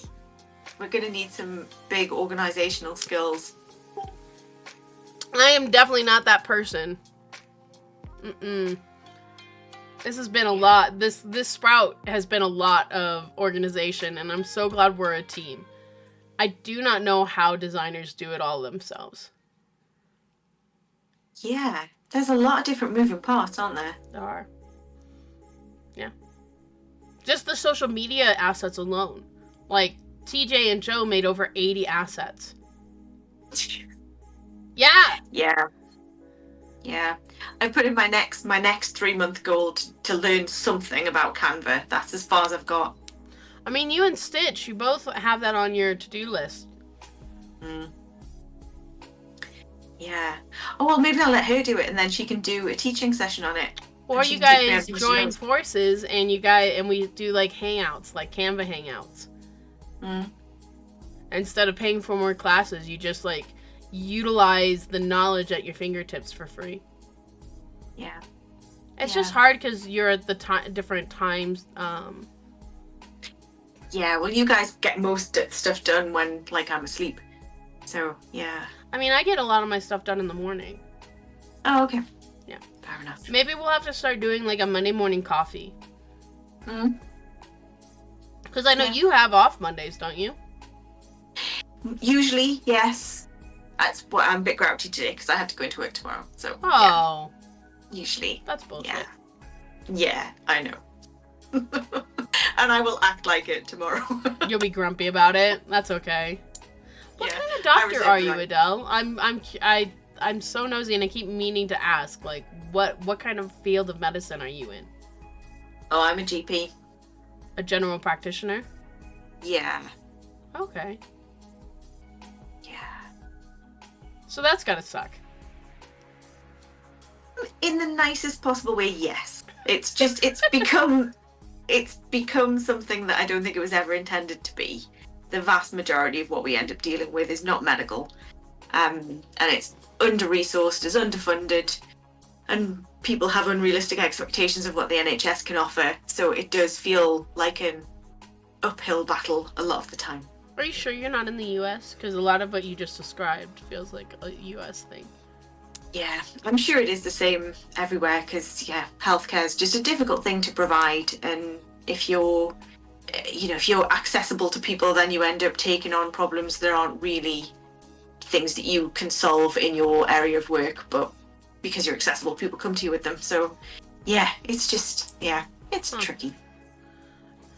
I have a friend who's in the UK, in Scotland actually, and because it's a very interesting thing to me how your healthcare system works versus ours, because for the US, the idea of having a lot of us want like national healthcare, but then I hear about how long you have to wait sometimes, and just like that doesn't make sense to me sometimes. But like, again, healthcare here is privatized and is big business, so of course they're going to see you quickly and they're going to charge you an arm and a leg, right?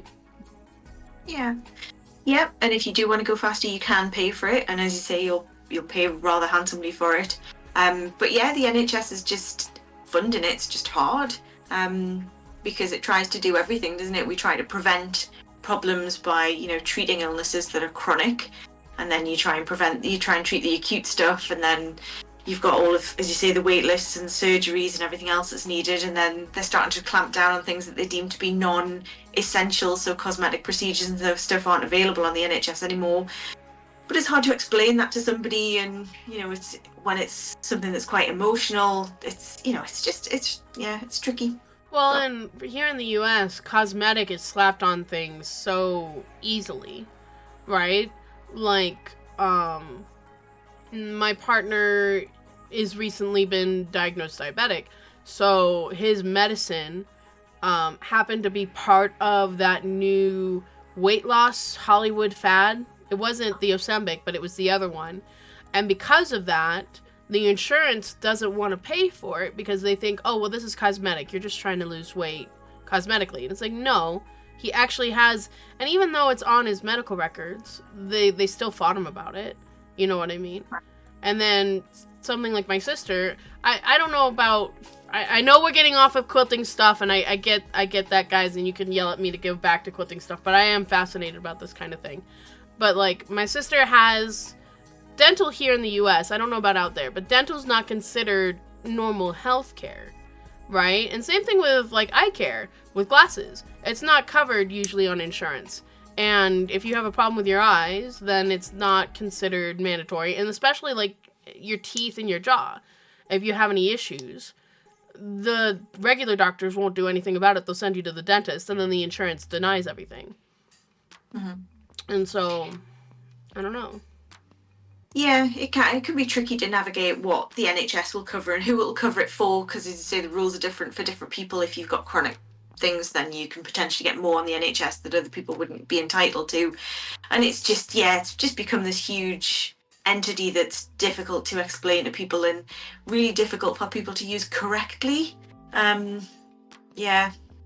So yeah. So hence why you want to be a long arm quilter and get the fuck out of that industry. Kind of, yeah. Yeah. I mean, you've mentioned burnout before. I've seen, a number of my friends end up being burnt out through working for the NHS, and I don't want to end up like that. I mean, I'm lucky. I work part-time, and yeah, I'm totally aware that I am in a very lucky position to be able to do that. But yes, if I can continue to reduce how much I do in that industry, then it would be good. Well, it's the same thing over here with nursing. I'm sure it's the same over there, especially when COVID hit, right? Yeah. And I think a lot of, not just people in general, but just like corporations and just the public as a whole, we forget how many people we actually lost during COVID. Yeah. And people wonder why this industry is so slow to recover, or why, all this other stuff. It's like, well, look at how much of that industry was the front line of COVID, or they didn't stop working, or whatever. Like, don't tell me people don't want to work. People just died. Like, yeah. Yeah. And it was a scary time, wasn't it? It was. I think it shifted a lot of us. I think it shifted our perspectives of life and how we wanted to live the rest of our lives, right? Yeah. But on the other side of it, I mean, things that hopefully will work well for us in the future, the technology side of things, a lot of that's grown, and being able to provide things online is coming through in a way that was never there before. No, and I'm so thankful for it. Like, my mom's disabled, and the fact that she can order her groceries now and have them delivered, or, just food in general, she can order so much. And because she lives out in the middle of BFE, Pennsylvania still, right? And so, like, the amount that's available out there is very different than being, like, suburbs of Denver, right? Because I have a lot more at my fingertips. Yeah. So, I know I'm not talking about quilting. I'm sorry, guys. If you guys have questions for Adelle that are quilting or non-quilting related, we're more than happy to ask Adelle and re-steer this conversation into a more happy, positive atmosphere than my dreary ass is doing. Do you have any questions, Adelle? I think I've asked most of them as I've gone along. Try and come up with something soul-searching for you. Soul-searching? Oh, fuck. No, don't worry. Now that I've said that, it's the last thing I'll be able to think of, because that's how my brain works. Yeah, mine too. Yeah. What's on the horizon for you? Like, actually on the horizon, or like dream horizon? No, what's actually on the horizon? What's actually on the horizon? That is a good question. I think that's part of my problem right now, and I think I mentioned it in a couple streams. but I've been having a hard time sleeping. Like, it's like 1:30, 2 o'clock almost every day that I'm falling asleep.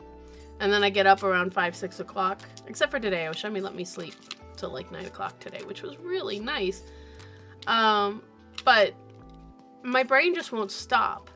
And I think right now I'm having this conundrum of what to release this year. Because like I told myself at the beginning of the year and at Christmas time that I wasn't going to go so hard. Because I released, and I mean, you know, because you tech edited everything, and I'm bombarded you like with 5 patterns in a week or something like that. Like, I don't want to do that again this year, but I also don't want to. It's this weird kind of balancing act where, what do I release? What is going to be profitable? What keeps me in the movement, right? Because like, with my small wall hangings, those are easier to design, they're quicker, they're easier to make, and I can get those out there pretty quick, right? And there's a pretty decent profit margin, right? But I don't want to just be known for small wall hangings, small little things like that. Like, that's not what I intended to do. And something like Petal Dance, I love that pattern immensely. I love that pattern. I worked very hard, and I think it shows. But that one didn't do as well as some of my other patterns last year.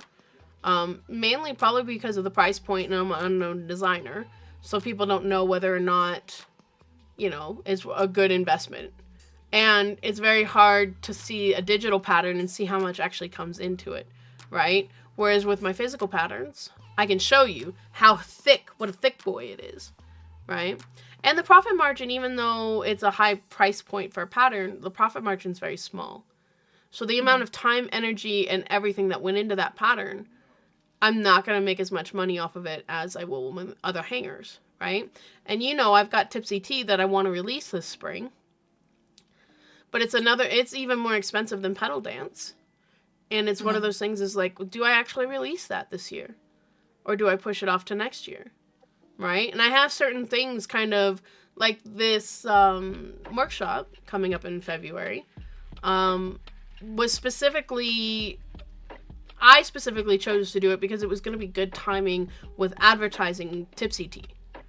You know, because it's a big online quilt guild that I could say, hey, if you liked doing this block that I made this specific pattern for you guys, a smaller pattern for you, then you guys are going to like this pattern, right? And hopefully drive traffic to that, right?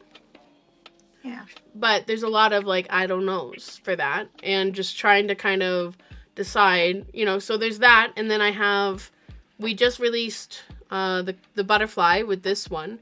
And then I have a seahorse coming out in April, right? So that's a for sure. But then I have all these other things that, like, I was accepted into Creator Spark for C&T. And so I need to start recording videos for that.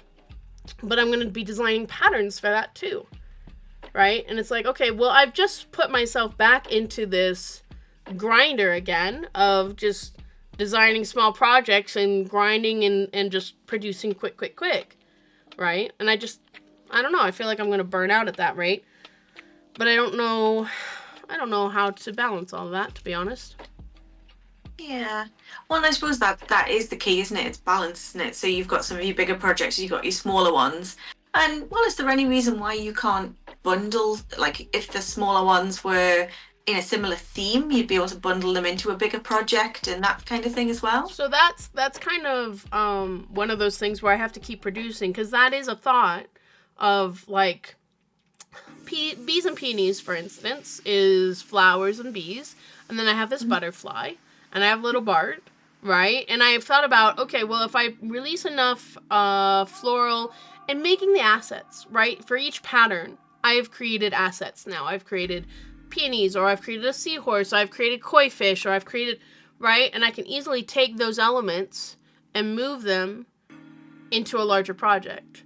And I think I've shown you, I've been working on one called Desert Spring. And that one was supposed to be like my flagship for last year, but it just keeps getting pushed down the pipeline because of all these other things coming up. But that one, I've decided to not release it this year and to push it back to next year because it is a pretty advanced art quilt pattern. Even though I'm breaking this wall hanger into smaller, manageable panels, right? Mhm.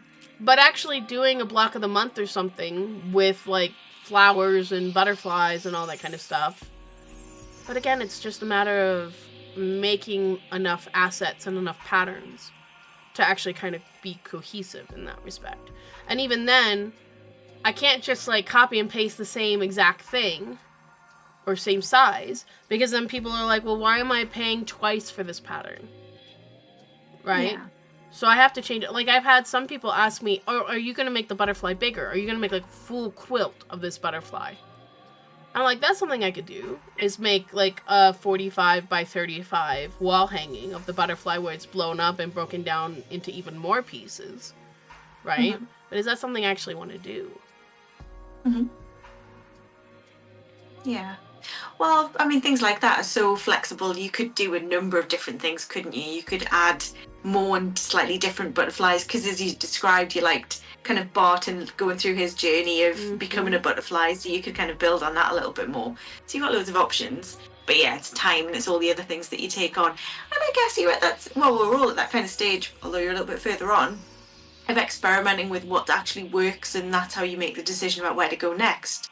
So as you say, you're doing a lot of different things this year, and then you've got Maywood Maker as well, which I don't really know kind of a I've huge not. amount about it, but Yeah, you know, well, you and I can. don't really know 100% what all. I know there'll be a couple projects that come out of there, but Mhm. we're not even sure exactly what all the projects are yet.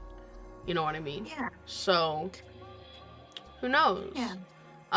Purple asks, where do you both see yourself in 5 years? So, where do you see yourself in 5 years, Adele?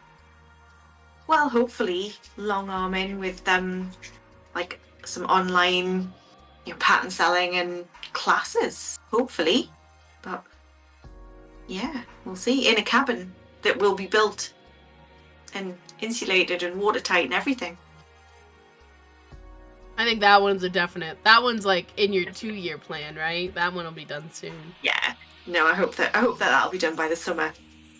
But yeah, 5 years time, I'd hope to just be able to have a bit of a back catalogue of some patterns, and have some classes that people would be able to use, and hopefully build up a client base for long arming as well. Yeah. How about you? That's a good question.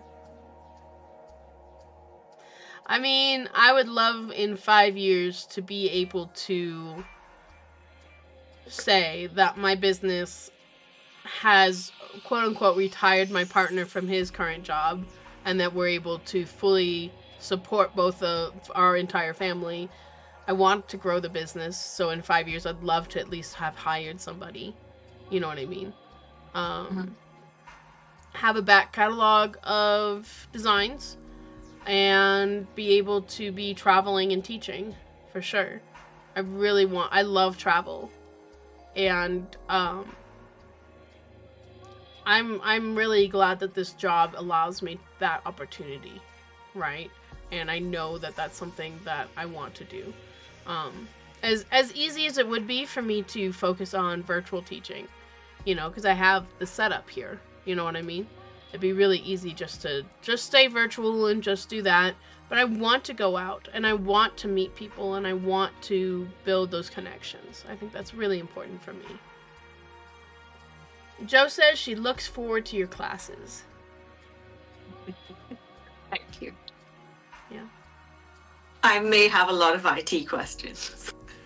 And I know we'll all have answers for you between me and Susan and everybody, and I think that's the beautiful thing about having a supportive group like we do. Yeah. Well, we hit that 2-hour mark. Does anybody else have any questions for Adele before we let her actually go have dinner and enjoy her evening?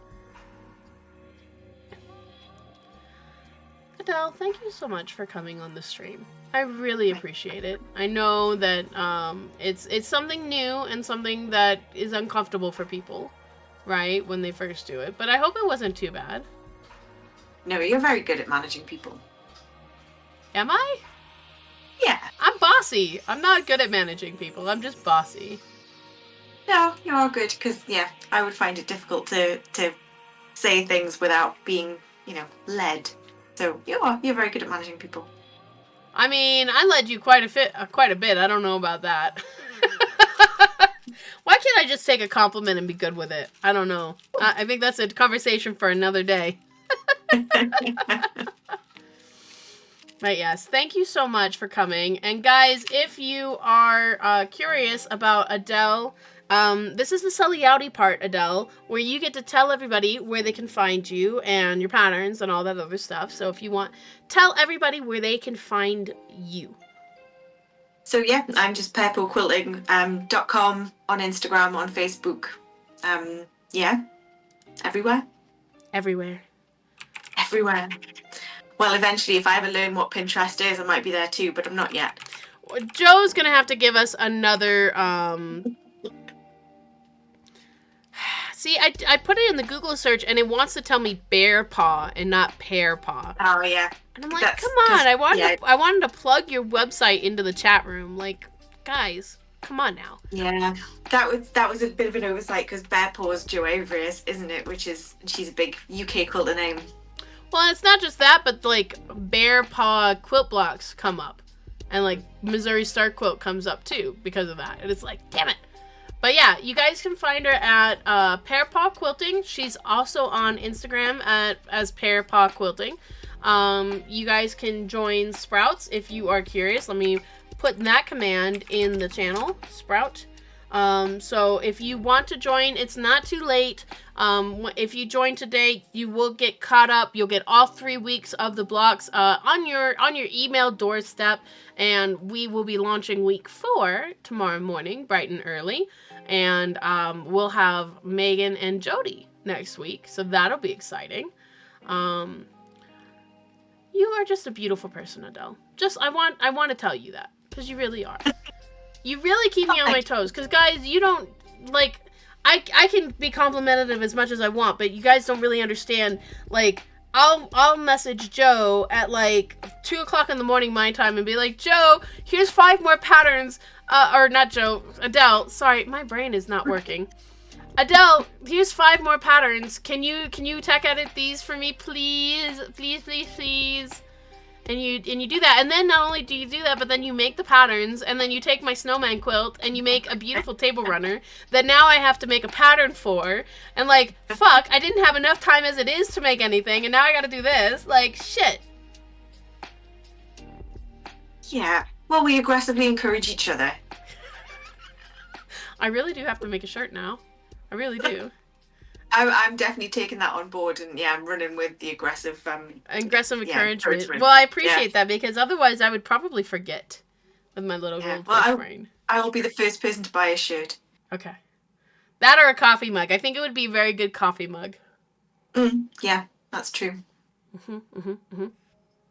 But if no one else has any questions, we will wrap up and let Adelle go and give Barney a nice pat on his head for being such a good boy. Because I keep seeing his little head pop up and then go back down. So him and Teddy have been very good. Yeah, Teddy's asleep down here, and Barney hasn't tried to murder him once. I see him coming around. Good. Yeah. Yeah, he's thinking it's tea time. Oh, it probably is. I know. Well, thank you, Adelle, so much. Thank you and very much. hopefully you'll come back onto the stream sometime, yeah? Yeah. Yeah. I'm gonna hold you to that. I will work on my my flowing communication. I think you're doing great, and maybe we'll actually get you into the streaming sphere. Yeah. I saw your eyes go big. It's not as intimidating as it sounds. All right, the puppies are whining. I better let you go. Bye, Adelle. Bye. And guys, that was our interview with Adelle, and I hope you enjoy her as much as I do. I think she's funny and hilarious. Well, funny and hilarious are the same things, but she's a beautiful person and beautiful creator. You should really check out her Instagram. She does beautiful quilting work. Her feathers, boy howdy, are her feather works really fantastic. But we are over the 2 hours, and you guys know that Sundays aren't typically my streaming days. Typically, this is my get shit done because I'm gonna go crazy because next week's already upon me kind of day. But I appreciate all of you, all you lurkers and followers and subscribers and all that kind of stuff. I'm going to plug one more time. Thank you, HelloFresh, for being a sponsor of the stream this month and for being a HelloFresh partner for the month. I appreciate that. The link is in the chat. Stream Elements helping me out yet again. But yeah, that'll do it for me. And then we will be back next week with Megan and Jody. They are the next up on our Sprout Quilt Challenge. And I'm really looking forward. Jody is another Canadian, and Megan is a fantastic new designer as well. So I'm really looking forward to those interviews. I think it'll be a lot of fun. But I hope you guys have a fantastic day. I hope whatever your Sunday holds, it holds lots of sewing and maybe some adult beverages possibly tonight. Anyway, guys, have a great day. Bye.